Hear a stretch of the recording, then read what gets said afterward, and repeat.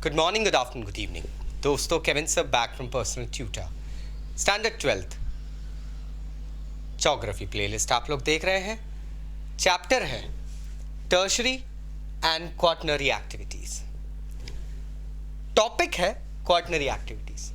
पूरे चैप्टर में दोस्तों हमने एक चीज पढ़ ली, टर्शरी एक्टिविटीज क्या होती है, टर्शरी एक्टिविटीज में क्या क्या चीजें आती है, क्या क्या फिनोमेना होते हैं. बहुत सारी चीज़ें हमको समझ में आ गई है. ओवरऑल अगर हम बात करें तो एक नया टर्म क्वाटरनरी एक्टिविटीज सुनने में आया है. Now what exactly are quaternary activities? चलिए एक एग्जांपल से शुरू करते हैं. Think about a CEO of a company in न्यूयॉर्क York any other place. And now think about a person who is probably a medical transcriptionist in Bangalore or Australia. इन दोनों job positions में और इन दोनों की वर्किंग में क्या चीज common है? Yes, they both use their brains. अपनी अकल लगाते हैं दोस्तों, ये अपनी नॉलेज लगाते हैं.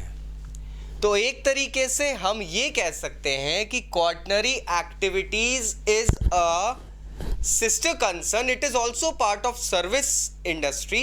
सर्विस सेक्टर के अंदर ही आता है ये, लेकिन यहाँ knowledge based, knowledge oriented activities ज़्यादा रहती है. एक पर्सन की नॉलेज के ऊपर बेस्ड सर्विसेज ज़्यादा होती है. अब यहाँ पर देखिए, आप कुछ प्रोफेशनल सर्विसेज को अलग से देखिए.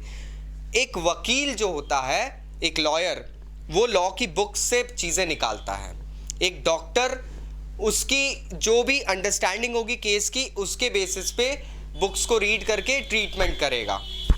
वहीं पे सर्विस सेक्टर में एक रिसेप्शनिस्ट अगर है तो वो आपको होटल में गेट पे या कहीं पे भी जो उसका स्टैंडर्ड प्रोसीजर है वो फॉलो करते हुए मिलेगी. लेकिन एक कंपनी का सीईओ या एक मेडिकल ट्रांसक्रिप्शनिस्ट जो पर्सन होते हैं, ये अपनी नॉलेज के बेस पे उस चीज़ को ट्रांसक्रिप्ट करेंगे. या वहाँ पर एक पर्सन जो है सीईओ ऑफ अ कंपनी है, वो अपनी नॉलेज के बेस पे उस कंपनी को चलाएगा. उसके पास में कोई रिटन फैक्ट्स नहीं होते हैं, उसके पास में कोई सेट ऑफ रूल्स नहीं होते हैं जो उसको बताते हैं कि इस केस में ऐसा करो. Running a company is not everybody's cup of T.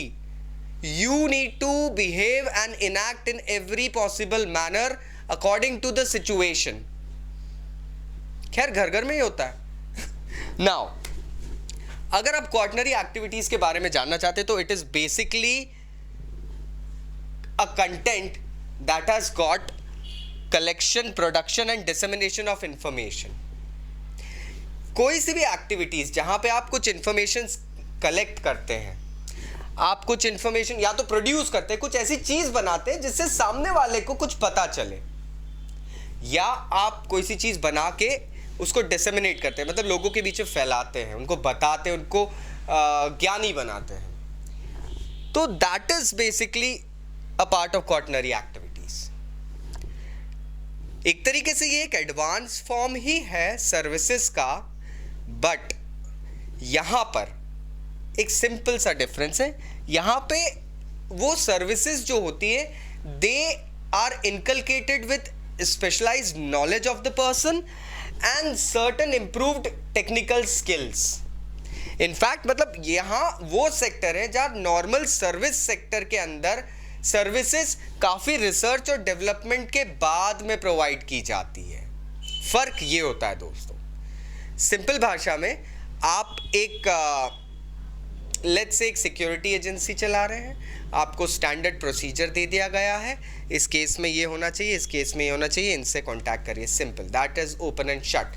लेकिन आप किसी कंपनी के ओनर हैं, आपको बिजनेस एक्सपांड करना है, मार्केट के बैड टाइम्स भी देखना है, अब कस्टमर का गुड टाइम भी बनाना है. तो वहाँ पर आपको ऐसी पॉलिसीज़, ऐसी मार्केटिंग स्किल्स, ऐसे प्रोडक्ट्स निकालने पड़ेंगे जिससे कि आपको थोड़ा सा अपने प्रोडक्ट के बारे में और मार्केट में अपनी अवेयरनेस बढ़ाने के लिए कुछ नया इनोवेशन लाना पड़ेगा. नाउ ये सब चीज़ें कुछ किताबी बातों से नहीं आती दोस्तों. यहाँ पे you will have to inculcate some of your brains, अपनी अक्ल लगानी पड़ेगी. तब जाके वो होता है। आप लोग 12th स्टैंडर्ड में, आप लोग 10th स्टैंडर्ड बोर्ड दे चुके हैं।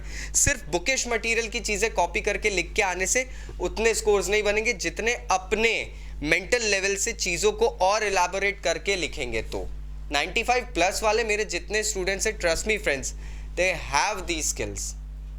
आई hope you all to go ahead and congratulate yourself with such skills. Still I hope अगर कोई डाउट्स रह गए होंगे तो आप नीचे कमेंट बॉक्स में कमेंट जरूर करेंगे। So, you have come to know about a new topic, quaternary activities. I'll be waiting for the comments. If you don't understand anything, you can contact me on Insta, WhatsApp and many more apps. I'll be there. Thank you very much. Take care. Bye-bye.